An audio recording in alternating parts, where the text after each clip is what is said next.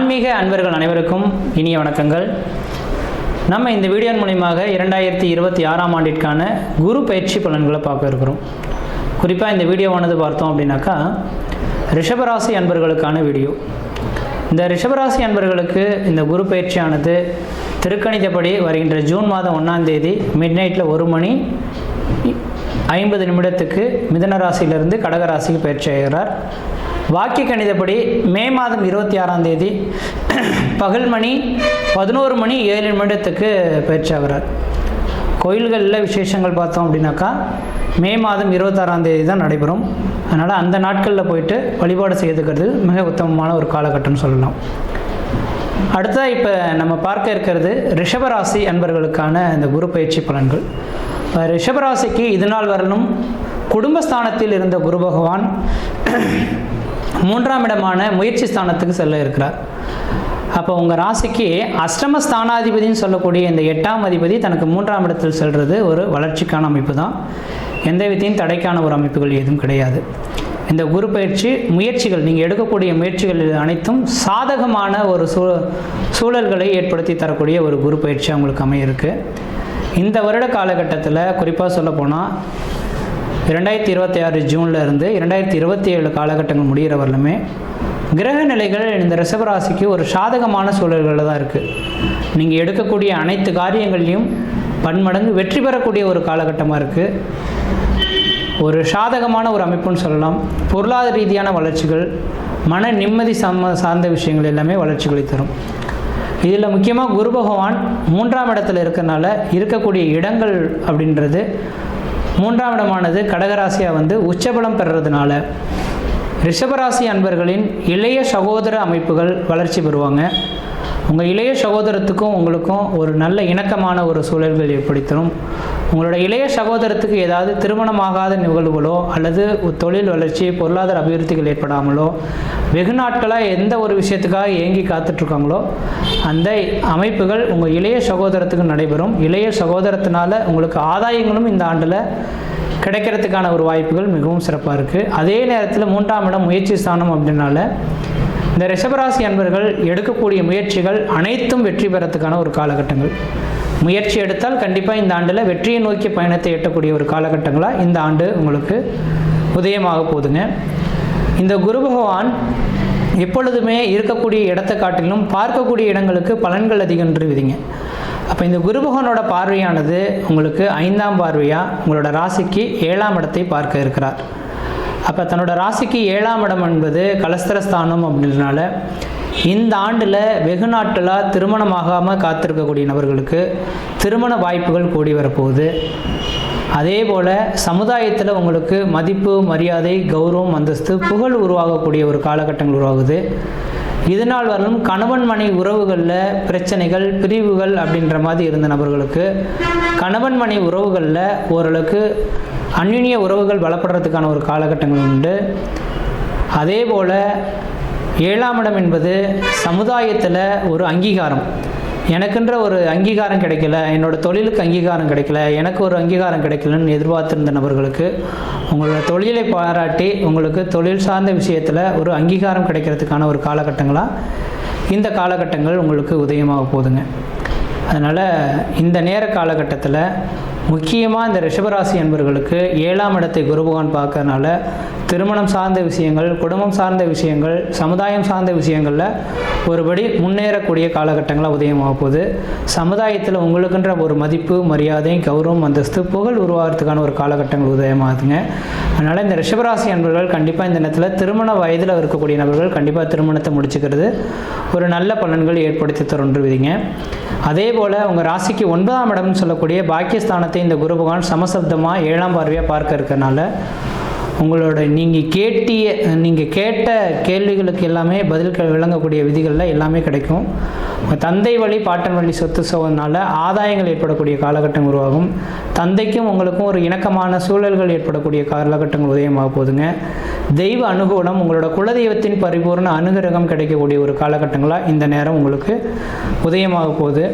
இந்த ஆண்டில் கண்டிப்பாக 9ஆம் இடத்துக்கு குரு பார்வை கிடைச்சாலே எண்ணங்கள், தொழில், செயல் எல்லாமே ஒருபடி மேலோங்கக்கூடிய ஒரு காலகட்டங்களாக உதயமாகும். உங்களோட தந்தை வழி உறவுகள்னால ஆதாயங்கள் உண்டும், தந்தைக்கும் உங்களுக்கும் ஒரு இணக்கமான சூழல்கள் ஏற்படுத்தி தரும். அதனால் தந்தையின் சொல் கேட்டு நீங்கள் நடந்தீங்கன்னா ஓரளவுக்கு வளர்ச்சிகளை பெறக்கூடிய ஒரு காலகட்டங்களாக உதயமாக போகுதுங்க. அடுத்ததாக உங்களோட ராசிக்கு 11ஆம் இடத்துல சனி பகவான் நிற்கிறார். அந்த சனி பகவான் நிற்கக்கூடிய அந்த 11ஆம் இடத்தையே இந்த குரு பகவான் 9ஆம் பார்வையாக பார்க்க இருக்கிறார். இது மிகப்பெரிய ஒரு அதிர்ஷ்டகரமான ஒரு அமைப்பு அப்படின்ற சொல்லலாம். லாபஸ்தானம் என்பது மிகப்பெரிய ஒரு எல்லா மனிதர்களும் இந்த உலகத்தில் பிறந்துட்டோம் அப்படின்னாக்கா முன் ஜென்மத்தில் செய்த பாவ புண்ணியத்தை இந்த ஜென்மத்தில் அனுபவிக்கணுன்ற விதிங்க. இப்போ பாவ புண்ணியங்கள் அனுபவிக்கணும்னா எல்லாமே தேடி வந்துடும். ஆனால் யோகங்கள் அனுபவிக்கணும்னா அது தேடுறதுக்கு வெகு நாட்கள் காத்திருக்கணும். அப்போ இந்த யோகங்கள்லாம் எப்போ செயல்படும்னா இந்த குருவின் பார்வை லாபஸ்தானுக்கு கிடைக்கக்கூடிய காலகட்டத்தில் தான் நடைபெறும். அப்போ இந்த நேர காலகட்டத்தில் நீங்கள் தெளிவாக சொல்ல விரும்புகிறேங்க, லாபஸ்தானத்தில் குரு பகவான் பார்க்க இருக்கனால தொழில் வளர்ச்சி, பொருளாதார அபிவிருத்திகள், குடும்ப மேன்மை, இடத்து காரியத்தில் வெற்றி, மூத்த சகோதரத்தினால் ஆதாயங்கள், இரண்டாவது திருமணம் பண்ணுறதுக்கான ஒரு யோக காலகட்டங்கள், இது எல்லாமே வளர்ச்சி பெறக்கூடிய காலகட்டங்களை உருவமாகுதுங்க. அதுவும் இந்த ரிஷபராசிக்கு 11ஆம் இடத்துல சனி வந்ததே மிகப்பெரிய ராஜயோகம்னு சொல்லலாம். 9, 10ஆம் அதிபதிகள் குரு சனி பகவானா வந்து அவன் லாபஸ்தானத்தில் இருக்கனால இந்த ரிஷபராசிக்கு தொழில் வளர்ச்சி மேலோங்கக்கூடிய காலகட்டங்கள், தொழில் மூலிமா லாபங்களை பெறக்கூடிய காலகட்டங்கள், பல நாள் பிரச்சனைகள் இந்த நேரத்தில் முடிவுக்கு வரக்கூடிய ஒரு காலகட்டங்களானது இந்த ஆண்டில் உங்களுக்கு உதயமாக போகுது. இரண்டாவது திருமணம், ஏற்கனவே ஒரு திருமணம் நடைபெற்று ரத்தாயிடுச்சு, ரெண்டாவது திருமணத்துக்காக காத்திருக்கீங்கன்னா கண்டிப்பாக இந்த நேரத்தில் திருமணத்துக்காக முயற்சி எடுத்தால் அந்த காரியங்கள் வெற்றியாகும். மூத்த சகோதரத்தினால் ஆதாயங்கள் ஏற்படுத்தி தரும். லாட்ரி யோகங்கள் கிடைக்கிறதுக்கான வாய்ப்பு உண்டு. லாட்ரி யோகம் அப்படின்னா தமிழகத்தில் நீங்கள் குறிக்கக்கூடாது, மற்ற மாநிலங்கள், மற்ற நாடுகள், சிங்கப்பூர், மலேசியா இந்த மாதிரி வாழக்கூடிய நபர்களுக்கு சொல்ல விரும்புகிறேன். இது மாதிரி கேட்கக்கூடிய நபர்களுக்கு இந்த ஆண்டில் உங்களோட சுய ஜாதகத்தோடு ஒப்பிட்டு பார்த்து முயற்சி எடுத்து பாருங்கள். லாட்ரி யோகங்களும் உண்டு. திடீர் அதிர்ஷ்டங்கள், திடீர் பணவரவுகளும் இந்த ரிஷபராசி என்பவர்களுக்கு கிடைக்கிறதுக்கான ஒரு காலகட்டங்களாக உண்டு. அதே நேரத்தில் உடல் ஆரோக்கியம் உங்களுக்கு சிறப்பாக இருந்துகிட்ருக்கும். உடல் ஆரோக்கியத்தில் எந்த விதத்தையும் குறைகள் ஏற்படாது. தேக ஆரோக்கியத்தை பற்றி நீங்கள் எதுவும் கவலைப்பட வேண்டிய அவசியம் கிடையாது. ஏதாவது உடல் பிரச்சனைகள் இருந்தால் அந்த உடல் பிரச்சனைகள் நீங்கக்கூடிய ஒரு காலகட்டங்களாக உதயமாகும். அதே போல் வீடு மனை வாசல், வண்டி வாகன சுகங்கள் ஏற்படணும்னு ஆசைப்பட்டீங்கன்னா பழமையான வண்டி வாகனங்கள் விற்றுட்டு புதுமையான வண்டி வாகனங்கள் வாங்கக்கூடிய யோகங்கள் உண்டு. வீடு மனை வாசல் வாங்கி கட்டுவதற்கான ஒரு உகந்த காலகட்டமாக உண்டு. திருமணம் நல்லபடியாக நடைபெறதுக்கான வாய்ப்புகள் இருக்குது. அதனால தான் திருமண அமைப்புகளை ஏற்படுத்திக் கொள்ளுங்க. முதல் தார திருமணமாக இருந்தாலும் சரி, இரண்டாம் தார திருமணமாக இருந்தாலும் இந்த நேரத்தில் திருமணத்துக்கான ஒரு வாய்ப்புகள் உங்களுக்கு தேடி வரதை பார்க்க முடியுதுங்க. அதே நேரத்தில் வெகு நாட்டில் குழந்தைக்காக காத்திருக்கீங்கன்னா 11ஆம் இடம் அதிர்ஷ்டம். அப்போ இந்த நேர காலகட்டத்தில் குழந்தைக்காக காத்திருக்கீங்கன்னா கண்டிப்பாக உங்கள் ஆண் பெண் இருவர் ஜாதகத்தையும் ஒரு தகுந்த ஜோதிடரை கொடுத்து தெளிவாக செக் பண்ணி பார்த்துட்டு குழந்தை பாக்கியத்தில் எதுவும் தடைகள் இல்லை அப்படின்னாக்கா நார்மலாகவே கருத்தரிக்கிறதுக்கான வாய்ப்பு உண்டு. ஏதாவது குழந்தை பாக்கியத்துக்கான தடைகள் இருக்குன்னா அது சார்ந்த கோயில்களுக்கு பரிகாரம் செய்வதன் நிலவாக குழந்தை பேர் தெரிவிக்கிறதுக்கான வாய்ப்புகள் மிகவும் பிரகாசமாக இருந்துட்டு இருக்கிறத பார்க்க முடியுதுங்க. அதேபோல் வியாபாரம் சார்ந்த தொழிலில் இருக்கக்கூடிய நபர்கள் வியாபார வளர்ச்சிகள், தொழில் மேலோங்கக்கூடிய காலகட்டங்கள் உருவாகும். தொழில் வளர்ச்சி பெறக்கூடிய காலகட்டங்கள், விவசாயம் சார்ந்த கால்நடை சார்ந்த விவசாயம் செய்துட்டு இருக்கக்கூடிய நபர்களுக்கு கால்நடை அபிவிருத்தி பெறதுக்கான வாய்ப்பு உண்டு. விவசாயம் செலுத்தவங்கக்கூடிய ஒரு காலகட்டங்களாக இந்த ரிஷபராசி என்பவர்களுக்கு உதயமாக போகுதுங்க. ஆன்மீகத்தில் இருக்கக்கூடிய இந்த ரிஷபராசி என்பவர்களுக்கு ஆன்மீக சிந்தனைகள் மேலோங்கும். தெய்வம் இல்லாமல் எதுவுமே இல்லை அப்படின்றத உணரக்கூடிய செலவுகளுக்கு உங்கள் மனசுலேயே ஒரு ஆன்மீக சிந்தனைகள் உதயமாகும். அதனால் இந்த ஆண்டில் ஆன்மீகத்தை சார்ந்த கோயில்களுக்கு போகணும்னா திருச்செந்தூர் முருகப்பெருமான் கோயிலுக்கு போயிட்டு வர்றது மிகப்பெரிய ஒரு விசேஷத்தை ஏற்படுத்தி தோன்றுவீங்க. படிக்கக்கூடிய மாணவ செல்வங்கள் கல்வியில் வளர்ச்சி அடைவீங்கன்னா லாபஸ்தானத்தை குருபகவான் பார்த்தாலே கல்வி வளர்ச்சி, பொருளாதார அபிவிருத்தி, குடும்ப மேன்மை, படிப்பில் வளர்ச்சி ஏற்படக்கூடிய காலகட்டங்கள் உதயமாகும்.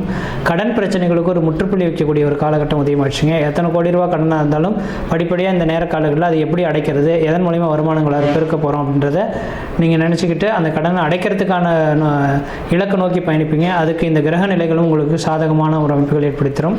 ஆனால் இந்த காலகட்டத்தில் யார்கிட்டையும் ஜாமீன் கையெழுத்து மட்டும் போடுறத கொஞ்சம் தவிர்த்து கொள்வது விசேஷத்தை கொடுக்கும்.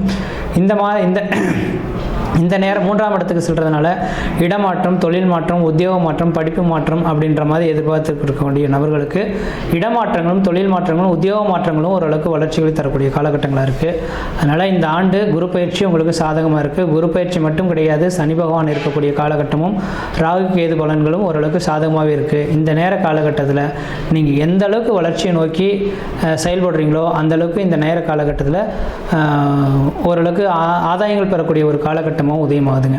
அதனால் இந்த ஆண்டு ரிஷபராசி என்பவர்களுக்கு ஒரே வழியில் சொல்லணுன்னாக்கா திருமணம், குழந்தை பேறு, தொழில் வளர்ச்சி, பொருளாதார அபிவிருத்தி, குடும்ப மேன்மை, படிப்பில் ஒரு ஆதாயங்கள் ஏற்படக்கூடிய காலகட்டங்கள், குழந்தை பேர் சார்ந்த விஷயங்கள், வீடு மனை வாசல் வாங்குவது, கட்டுவது, குடிபெயர்வது, குலதெய்வத்துக்கு செய்ய வேண்டிய சடங்குகள் செய்கிறது, இதை மாதிரியான ஒரு சுப நிகழ்வுகள் ஏற்படுறதுக்கான ஒரு காலகட்டங்களாக உதயமாயிடுச்சு.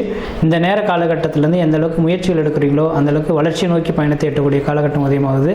முயற்சி எடுத்து பாருங்கள், கண்டிப்பாக வெற்றி பெறுவீங்கள். நன்றி, வணக்கம்.